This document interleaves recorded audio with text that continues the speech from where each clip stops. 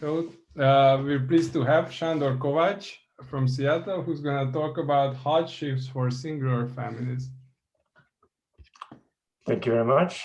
Thank you for the invitation. And Vanya, thanks for organizing this whole thing. So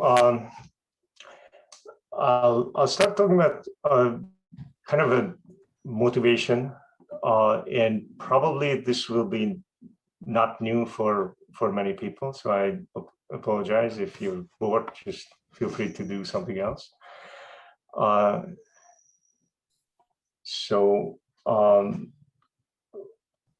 Fevex conjecture. It's kind of a long way back, and this is not the entire conjecture, but just a part of it. It says that if we have a smooth non-isotrivial family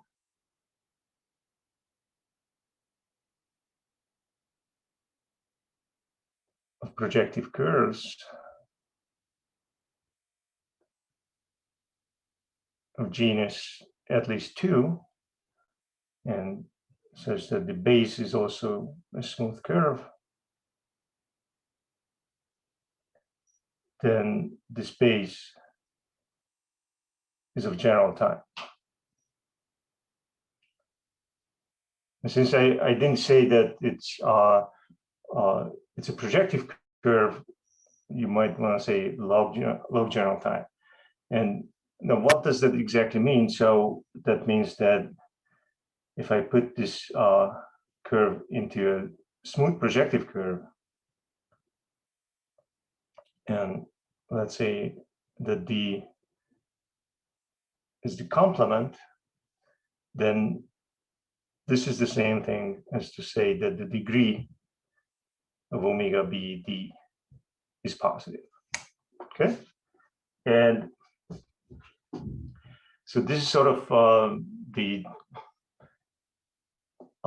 starting point or ancient history of the application that kind of motivates the results I will talk about today. And one interesting corollary of this is that MG as a stack of smooth projective curves of genus G is hyperbolic.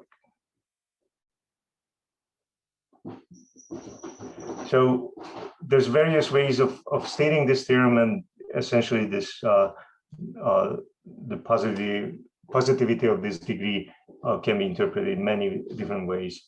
But this is the way that I would like to generalize it to higher dimensions. And of course, this is still G is at least 2. So one generalization of this conjecture that also happened some time ago is Fevex conjecture,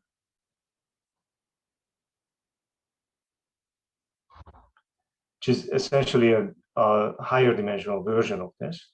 Now, okay, I guess I didn't actually define what non-isotrivial means, but that one way of saying it is that the fibers are not isomorphic, and that's not good enough in higher dimensions, especially if we want to make the base higher dimensional.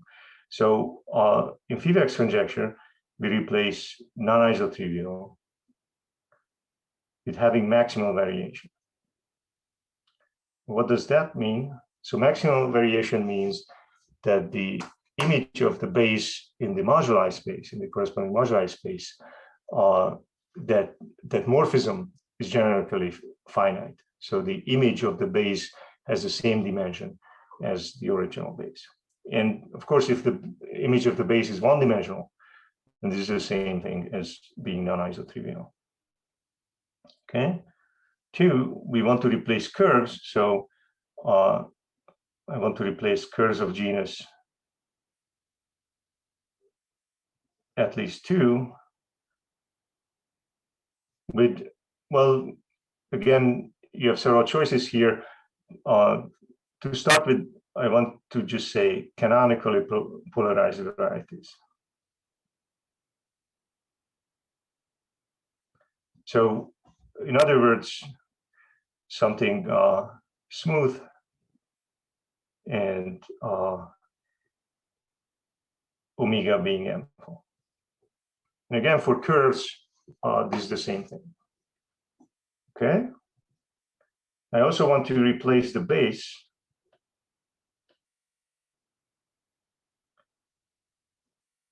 with an arbitrary dimensional base. So we'll keep that smooth because in some sense, if we're only worried about the fibers and how they change and what kind of singularities they allow, we can do a base change to make the base smooth. So this is not a very limiting assumption. So this is smooth, but arbitrary dimension.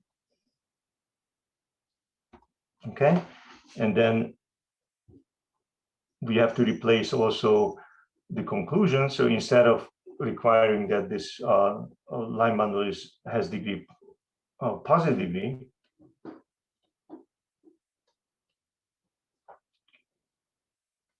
we ask that it would be a big line bundle.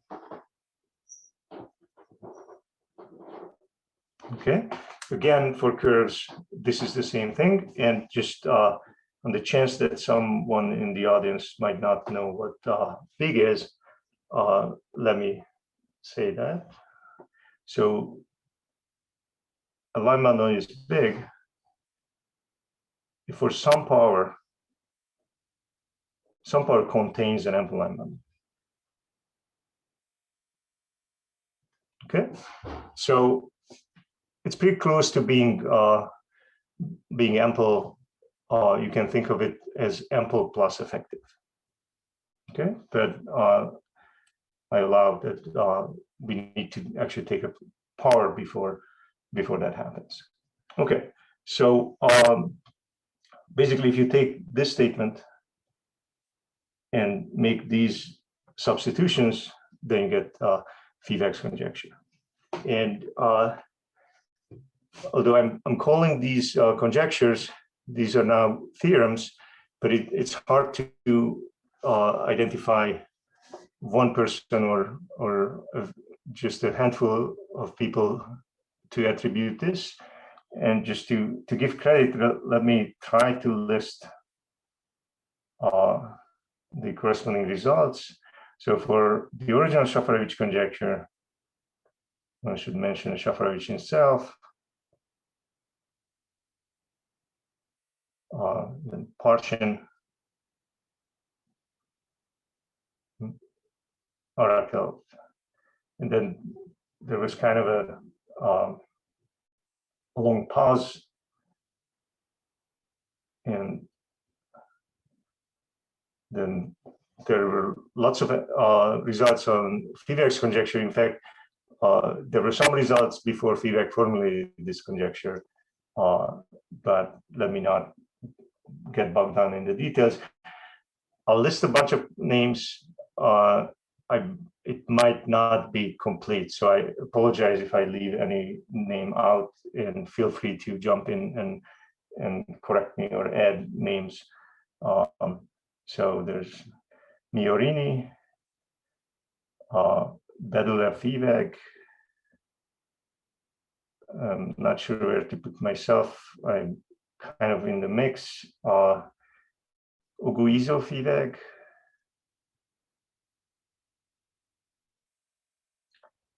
Fevex Zuo.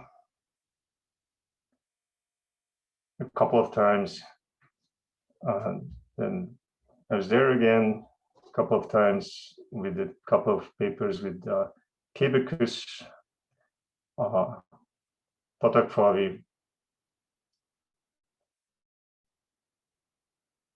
and then more recently Popa Schnell, Taji, and Campana Pong. Okay, maybe more. I think this is already a lot. So this kind of completed Fevex conjecture, although various versions are still open. but I would like to talk about a different direction. So in case you wonder why I brought this up, if it's already done, so let me try to explain. So what I wanted to concentrate next is kind of this statement that mg is hyperbolic.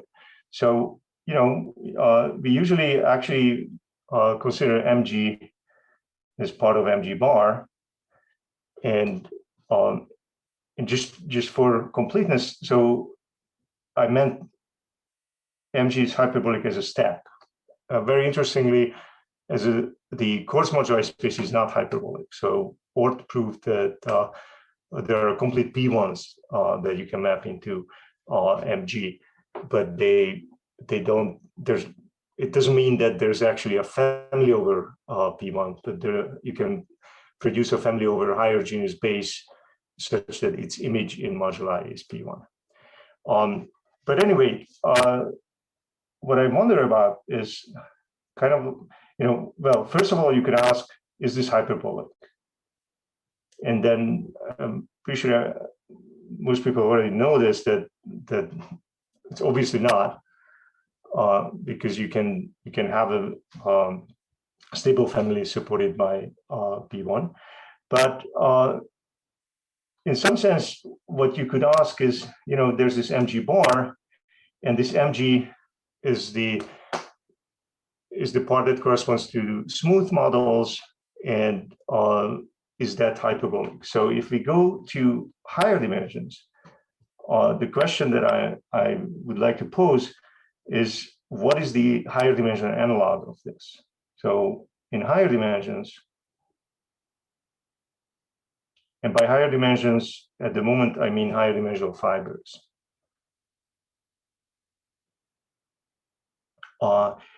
So instead of getting into a lot of details of moduli theory of higher dimensional varieties, so I want to look at canonically polarized varieties, and I'm thinking of the moduli space of KSB stable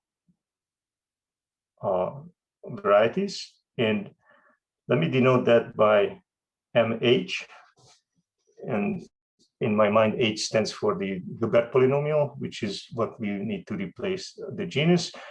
And there are, of course, newer versions where less than the Hilbert polynomial is enough, but I don't want to get into that. But the question is, what is the equivalent of mg? So I can, of course, look at the smooth part, and in some sense, this is what Fevex conjecture is talking about. But I would claim that there's sort of a better analog of mg, and let's call that I don't know. Well, actually, let's just call it MH naught, where these would be the models that correspond to smooth projective varieties. So when we do moduli theory, then we have to pass to the canonical models. And so even when you start with a smooth projective variety, its moduli point might, the variety that corresponds to that moduli point might be singular. So these are just those that are actually smooth and canonically polarized. And we could actually look at the part that is the canonical models of smooth projective varieties. So you could ask, do we have some kind of hyperbolicity statement for this? And well, sorry.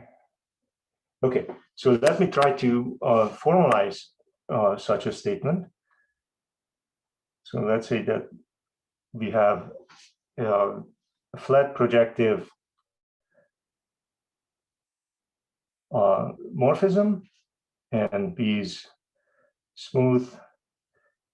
And now, in this case, let me assume that it's projective and assume that F has maximal variation. And then let's say that D in B is an SNC divisor, and assume that for every point outside D, the fiber of this family is the canonical model of a smooth projective variety of general type. Okay, and then the question is, does this imply that this pair BD is of log general type?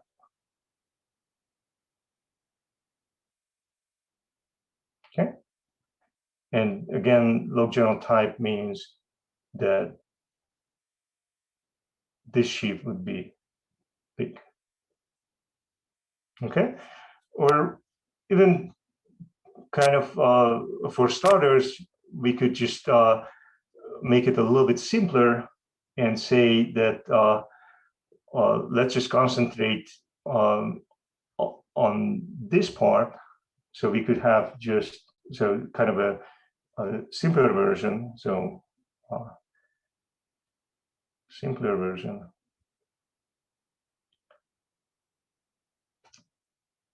We could ask, if I have a flat projective morphism of maximum variation, B smooth and projective, and for every point, so I just leave the D out. So I assume that D is empty. No, same thing. X is the canonical model with smooth projective variety of general type. Okay, and then the question is, does this imply that B is of general type? Okay, now assume that some of you already know the answer, that unfortunately in this form, this actually still fails. So unfortunately, this fails.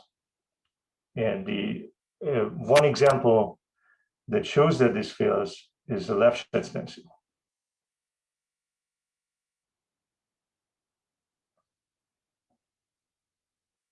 So Lefschetz pencils are families exactly like this. Well, not all Lefschetz pencils, but there are Lefschetz pencils that are like this, parameterized by P1. So that sort of it fails very badly. So one can adjust the question: is there some additional condition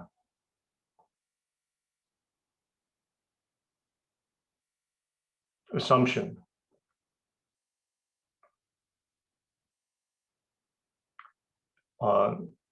one can add, so it actually holds? So the question is, we have this assumption. Is there something that we can add that implies this? Okay. Any questions, comments? Okay, so with that kind of build up or introduction, let me do a multi-Python and go to something completely different. And so let's talk about hot sheaves for singular families. So this is joint work with back to Stasi.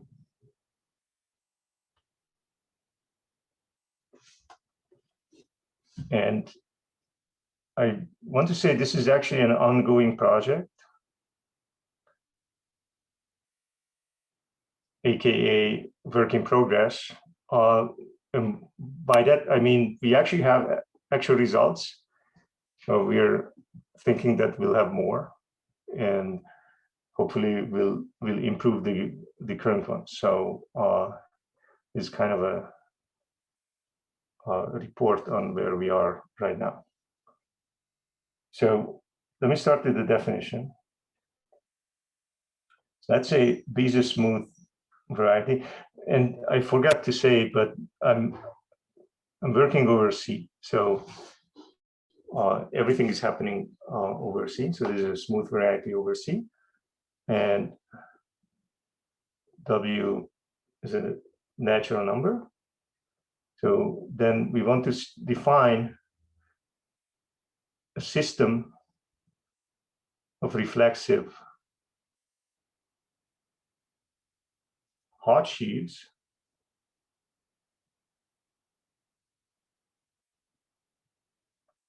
of weight W. So a system of reflexive hot sheaves of weight W consists of the following. So there's a reflexive sheaf with a direct sum decomposition.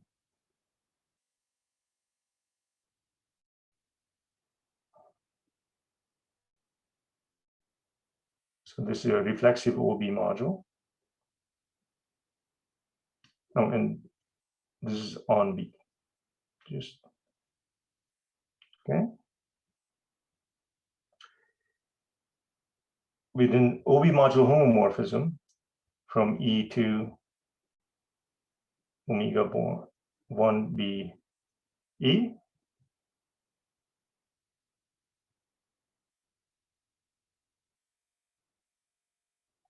And such that this satisfies Griffiths's transversality.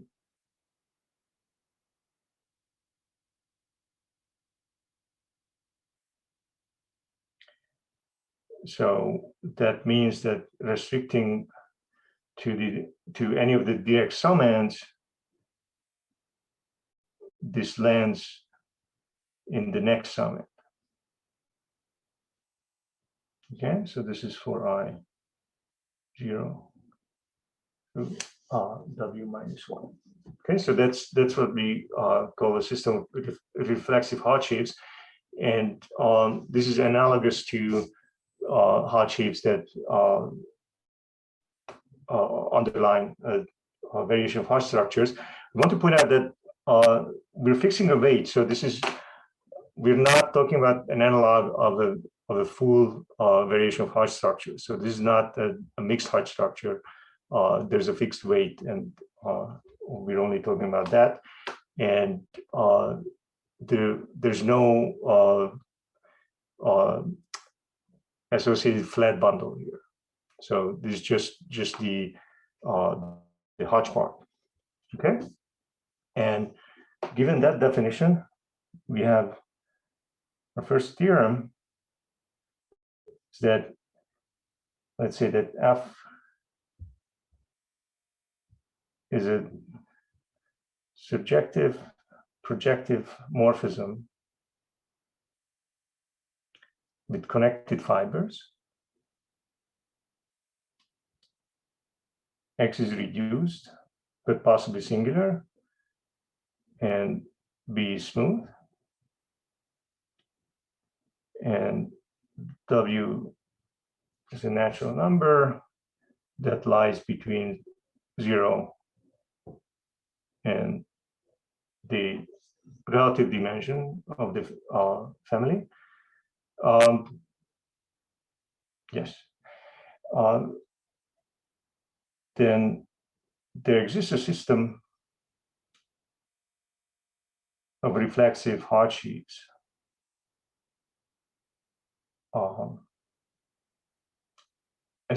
associated to this this family.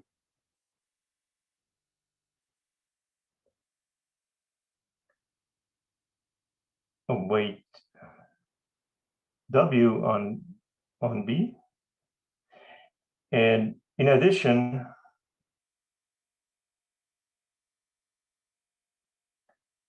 if X has rational singularities, then the zeroth piece of this direct sum decomposition is obtained as the push forward of the relative omega of X double dual. So if X has rational singularities, in particular it's normal, so it makes sense to define it's relatively easy to define this relative omega. Now, I would like to add that I'm aware that the way I stated this, this is not necessarily a very deep statement, because you could kind of give a trivial answer to this, just to take E0 to be that and everything else to be zero or something like that. But what we're actually saying that this is the construction of these hot sheaves is functorial.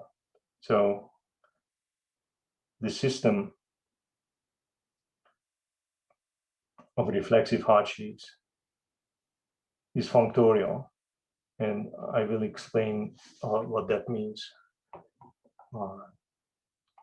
Actually, I would Well, have. yes, my there question was someone... if this is unique, if the system you got is unique.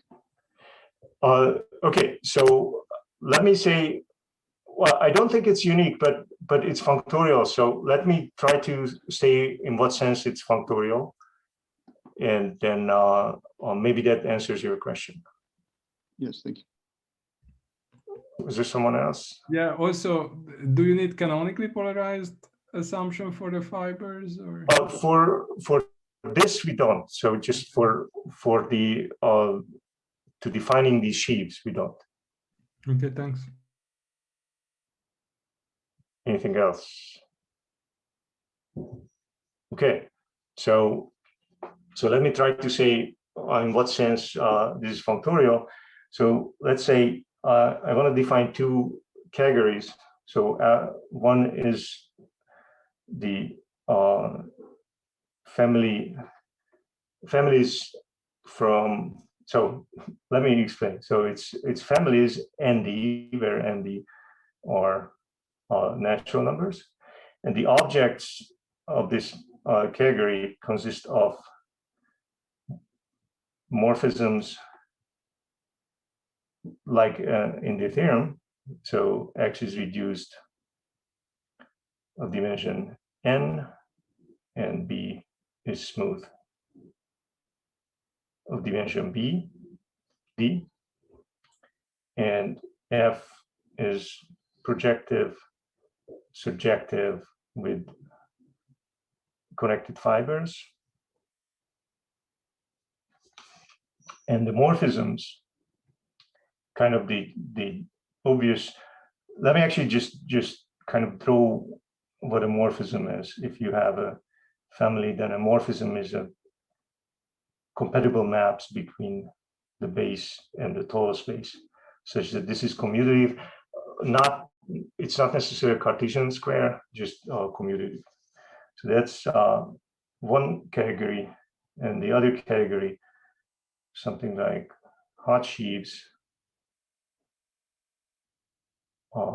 the W, where the W are natural numbers, and the objects are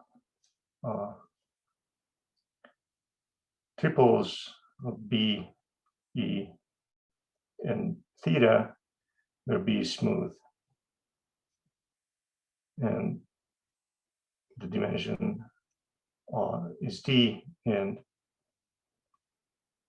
E theta is a system. of reflexive Hardsheaves of weight W. And morphisms here are, so morphism from a triple to another triple or consists of a morphism between the varieties and compatible morphisms between the system of reflexive Hardsheaves on the target to the push forward of the one on the source, such that this is compatible with the morphism too.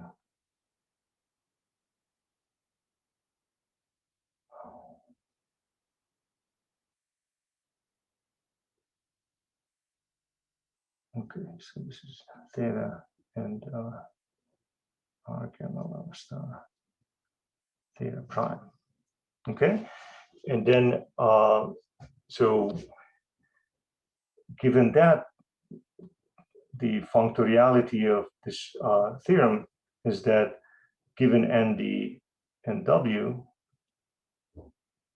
there exists a functor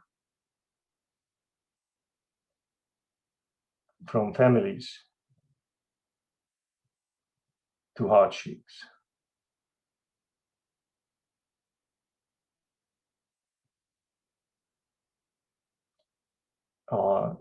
Such that, well, kind of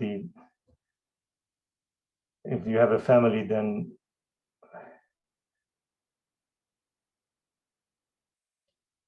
this guy is the same as that. So it actually gives a Hardsheaf on the base of the family. And then this is the system of reflexive Hardsheaves in Theorem 1. And furthermore, this is compatible with restriction to open sets. So if we have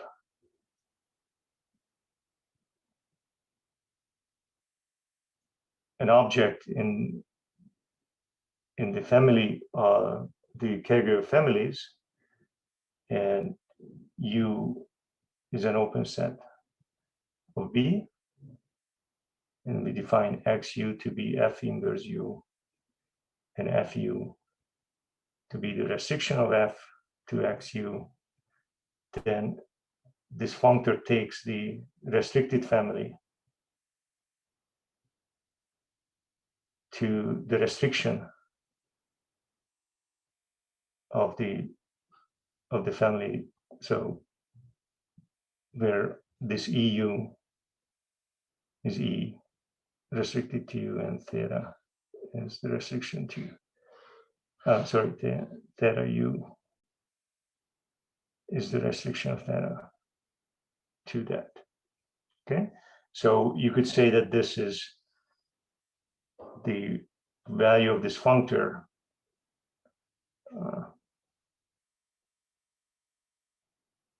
restricted to U. Okay, and so I don't know. So there was this question about uniqueness. I don't know. Does this answer that? So we're not claiming that this is unique. I don't think you could. I mean, you would need to make it more rigid to get unique, or require more details. But I think this kind of stands in place of uniqueness. Okay. Yeah, thank you. Okay. Yeah, that's clear. Thank you. Okay, and so this essentially, so an interesting part or interesting special case is to look at when when the total space is also smooth, and U is the part where the family where the family is smooth. So theorem 2 is that if, in addition,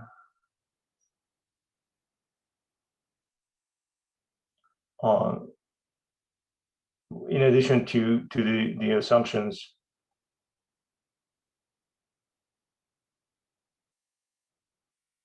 of theorem 1, assume that X is smooth, and let's say that D is the divisorial part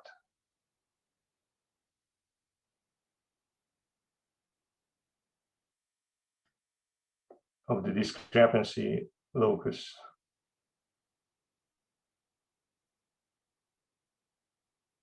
of F. So in other words, well, actually, so no one complained, which is a good thing. But let me point out that I didn't assume that F was flat. You could, it's not a big difference, but since we're only defining reflexive sheaves, we can always just work on the locus where it is flat. So that's what we're also doing here, that we disregard the codimension 2 locus of possible singularities of the family, and we can do that because the reflexive assumption kind of takes care of that. So basically, we can kind of disregard any anomaly that happens in codimension 2 on B. So it's really just the divisorial part that matters. Okay, so with that in mind, I will actually just not worry about the codimension 2 part. So I'll actually assume that the complement, that F over the complement is smooth. So further assume that D is SNC in B. And of course, you know, if you're okay with doing base change, then you can just take the codimension 2 part, do an embedded resolution in B, and just shove that into the later on. That might not be something that we want to do, but for the purposes of this theorem, that would be okay. And so assume that D is SNC, and also that the preimage of that is SNC on X. And by this, I mean take the preimage of the divisor in any way you want, and then take its supports. So the support is SNC. And then I already used H, so I guess let E prime theta prime be the Hodge bundle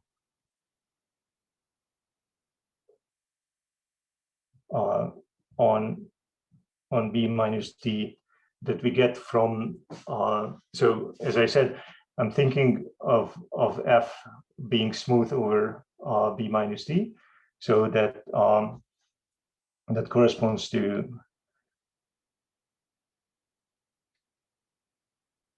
the variation of Hodge structures of the smooth locus of M.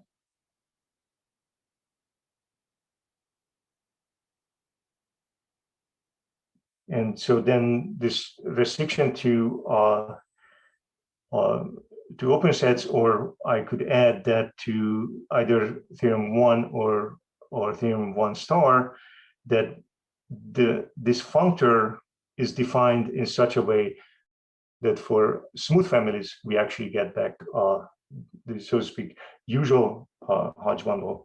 So then the system constructed in theorem 1 restricts to E prime theta prime on B minus D. So in other words, if E theta is the one that that's given in theorem 1, then restricted to B minus D is that. So whenever that makes sense, then this this functor actually gives an extension of the Hodge bundle corresponding to the smooth locus. Okay. Any questions? Okay. Sorry, can I ask a question? So this E prime is locally free in this case? Yes, yes. So this is locally free. Yeah. Where am I? Yeah. So this is just the, the classical, and that's why I said Hodge bundle. Okay. Yeah, but you said on the complement, but it extends throughout, right? On B. Right. Yes. So we actually have a comparison theorem for that as well. So what if you take the Deligne extension on B, then what our construction does is that this reflexive sheaf, reflexive system, will be a subbundle of that twisted with a locally free sheaf. So our reflexive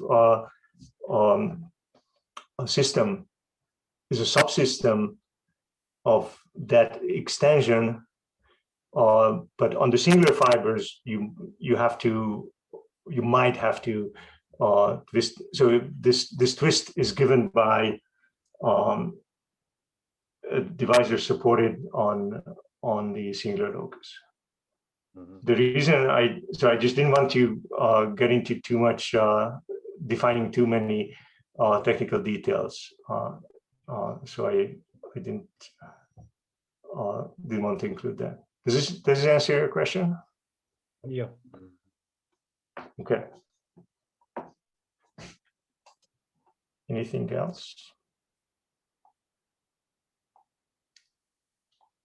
Okay, so then let's see what we can say about Fevex conjecture using this. So that was sort of, I kind of in my Monty Python joke that didn't lend many laughs. I forgot to say that, well, the motivation or the point of doing this is that essentially all the proofs of Fevex conjecture or Schaffer's conjecture rely on Hodge theory in some way or form, at least through Caudery type vanishing theorems.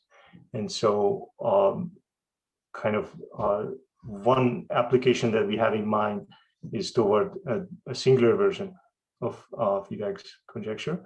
So let me talk about that. So this is kind of like toward a singular Fevex conjecture. So remember, this was the question was if we want to look at families of canonical models and want to conclude that the base is of general type, is there something that we can add to the original assumptions that make this happen?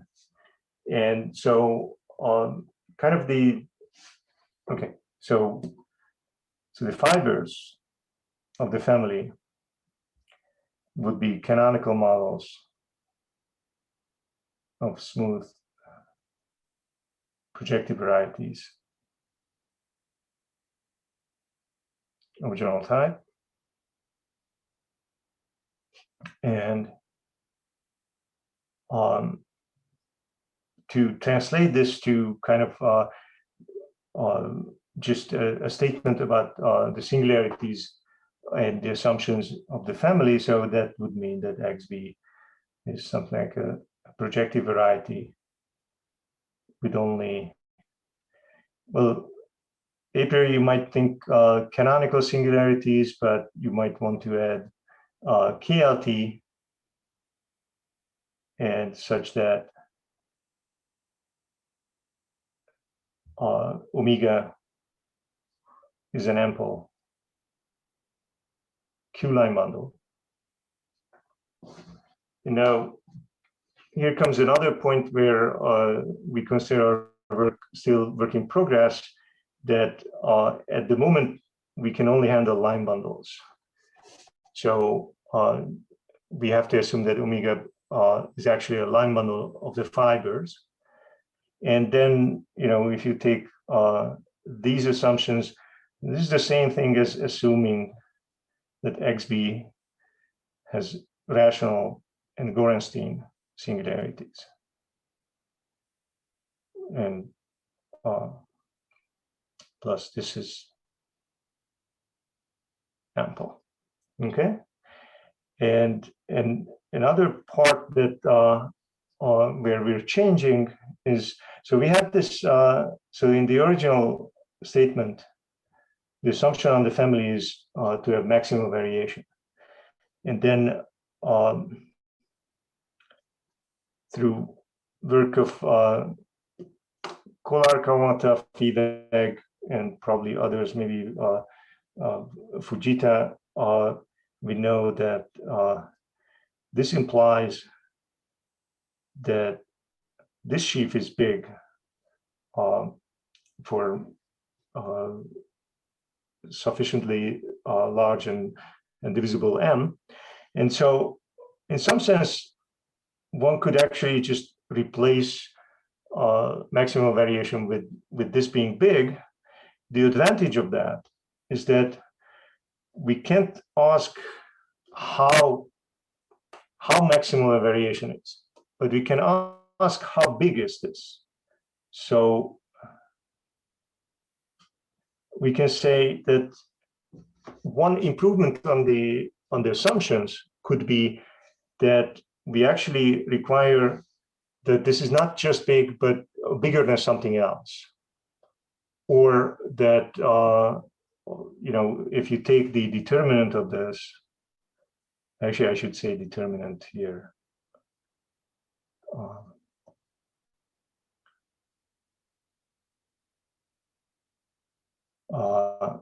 So if we take the corresponding divisor, then we could look at intersection numbers on B, and one could ask that instead of just asking that those intersection numbers are positive, we could ask that they are larger than some estimate, and ask if in that case Fevex conjecture holds, and that's actually what we can do. So we start with a family which, so a priori we just assume that the fibers belong to this class, but I need another invariant. So for that, let me just start with a projective morphism. Take a resolution of singularities and take the composition. So this pi is a resolution. And well, okay, I don't need this. And let's say that df fiddle is the divisorial part of the discrepancy locus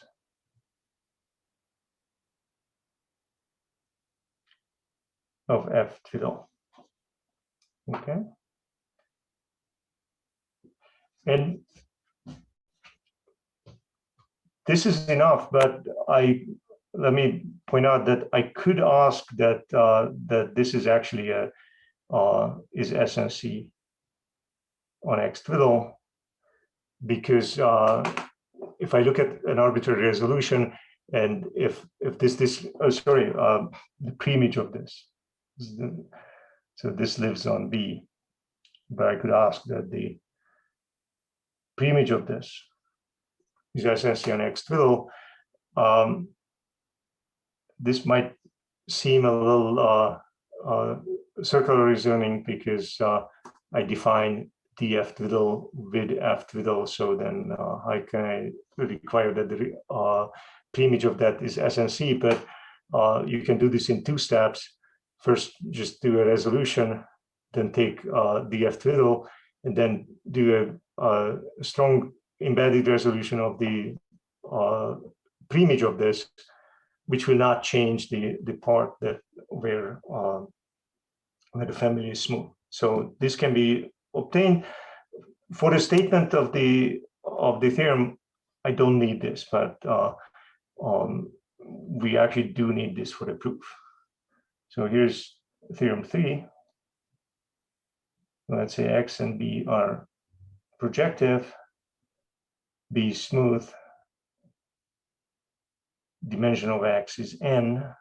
Just I need n to enter the formula, and F is a flat family. Again, flatness is not strictly important, but I may assume that, and assume that XB has rational and Gorenstein singularities for every point in B, and or M is the rank of the push forward of the nth relative pluricanonical bundle. And so now we replace the maximum variation assumption with the requirement that this sheaf is bigger than a multiple of the discrepancy locus.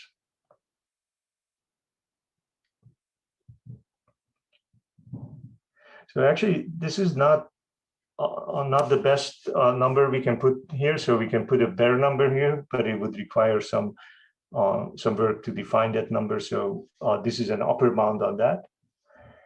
And then the conclusion is that then B is of general type. Okay. And so, as I said, we're hoping to get better results. So the 2 parts where I see that an improvement could be made is removing the Gorenstein assumption and just go with Q Gorenstein, and possibly lowering this number or well, replacing it with that mystery number that I'm not telling you what it is, and proving that that number is small for certain singularities. So one thing that we know, so this is kind of an addition, that if F is smooth,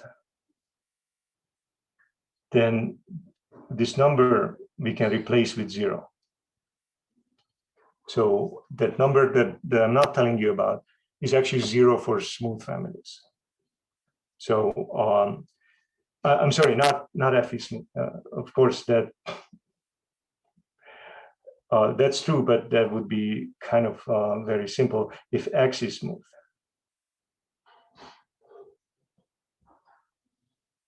Bectus, am I saying this right? I'm kind of. I think you need F smooth here. Okay, then first I was saying that F is smooth. Also, you need the positivity assumption on that determinant sheaf up in the second line up there. You've forgotten the inequality. Oh, you mean to say that this is big? Yeah. Okay, yeah. I think I said that, I just didn't write. Okay, so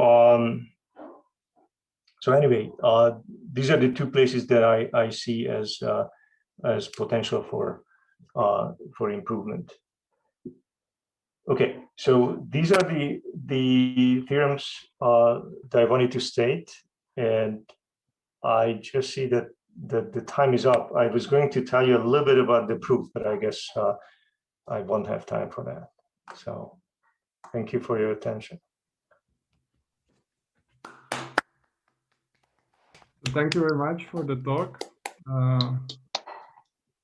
Are there any questions? Yes. And what happens for the Lefschetz pencil? Well, what happens for the Lefschetz pencils is that this cannot be big.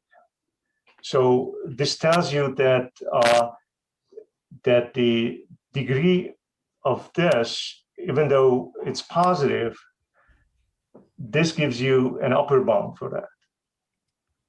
So you could say that that this kind of tells you something about if you have a Lefschetz pencil and you resolve it, then how many singular fibers you will have for the resolved family. Okay.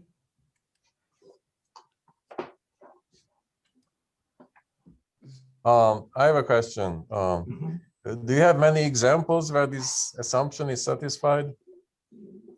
Yeah, you kind of nailed the problem. No, so we're hoping to understand that the number that we can put here, in case the fibers have Dubois singularities, which in this case it is, that there's actually a more elaborate version that allows that accounts for the fibers that are not of this type. So at the moment we don't have any definite results in that, but you're right that kind of decides how applicable this theorem will be. Yes. Mm-hmm. So unfortunately, no. So other questions? Yeah, so there's probably a relation between the two theorems, between Theorem 2 and Theorem 3. Yes, yeah. So that's I mean we're using Theorem 1 and 2 to prove Theorem 3. Yes, okay. And you might also wonder how this relates to Fevex conjecture, because you could apply Fevex conjecture to the resolved family. But so basically what happens is in Fevex conjecture, the conclusion is that BF twiddle is of general type. And so we're removing the DF from the general type, and it appears in the assumption of the bigness. So it says that if this push forward is kind of beats the singularity in bigness, then you don't need that the boundary divisor to get general type. Now, as Janer said, what kind of remains to be done is to figure out interesting examples where this actually is satisfied, or improve maybe the bound and find examples for that. Other questions? So if not, may I ask, so there's an M and an N in this constant, do I see it correctly? So M is the power of omega, and N is the dimension of X. N is the dimension, so that's also fixed. And so it's M, Rn, N. And the Rm is the rank. And again, so this can be actually improved. So we have a better number here, but that kind of, in order to define that, I would have to get into the proof. And so what we can do is there's something that we call the discrepancy of the family, And we call it discrepancy in this to emphasize that it measures how singular this family is. That's something like AF. And what we know is that this AF is at most the dimension of X. And so, it's at least 0. And we know that it is 0 if F is smooth. And so this N can be replaced with AF. And that's where this comes from. And we're hoping to prove that this AF actually is 0 for more than just smooth families. So the subindex of R is N, like. This is M. I see. Okay, I didn't. Sorry. No. Thank you. That's. So this condition looks a bit like a slope condition, right? I mean, it is a slope condition, right? Mm-hmm. So if you cross divide by Rm, then you get the slope of this this vector bundle, right? Right. So is there any connection to semi-stability of vector bundles here? So the honest answer, I don't know. There may be, and so we have a formulation that with intersection numbers, which is essentially, you can kind of translate this to intersection numbers and embedding some pseudo-effective sheaves into some sheaves of differential forms on B.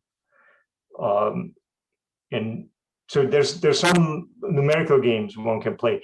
We haven't got there yet, so it's still, as I said, work in progress. Yeah, because there's this study of the slope of these kind of sheaves. So I was wondering if there's any connection in that direction. Maybe giving families or something. I don't know. Right. Yeah. No. So there's actually a version that Beckerus tried to get me talk about, but I didn't think we'd have time. That there's a little bit better or different looking result if we assume that the family is stable. Mm. But that's sort of a slightly different direction. But yeah, so this is a very good question. Again, it's something we will have to investigate. Also, is there any connection to like monodromy? Well, probably. Because like Lefschetz pencil has big monodromy. Yeah. So, Beckerus, do you have a comment on that? I think.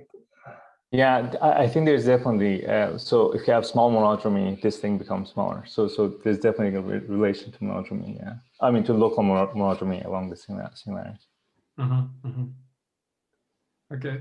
So Sorry. actually, that's a possibility that one could actually describe this number AF that I didn't tell you about using monodromy. So saying that if you know something about the monodromy, maybe you can actually put a better bound on that than this.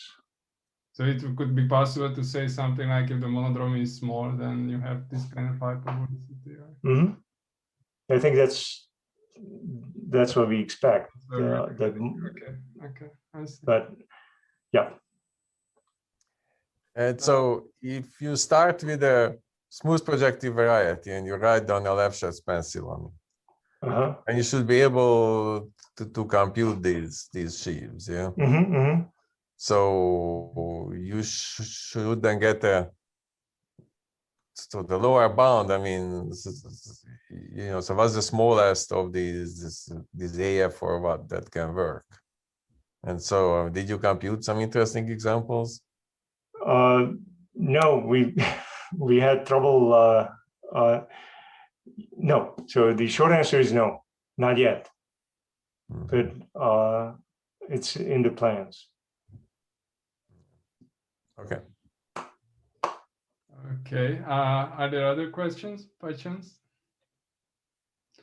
So if not, maybe let's thank Sandor once more for the nice talk. And so maybe then I will just turn off the session. Thank you very much for the talk. Thank you. Bye-bye. Bye. Thank you.